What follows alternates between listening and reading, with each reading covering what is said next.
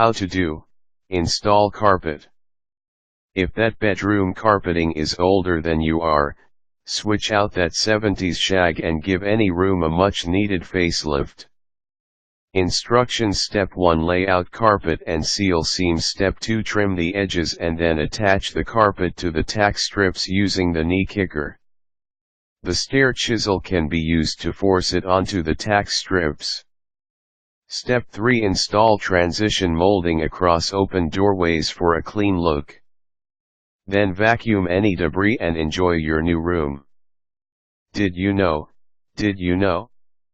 According to the Bureau of Labor Statistics, there are an estimated 34,000 carpet installers in the U.S., who make an average of $41,000 a year.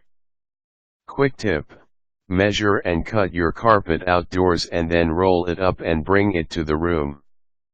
Step 4, working outside: measure and cut the carpet to size with the carpet knife, allowing for irregular wall placement or other stationary objects in the room.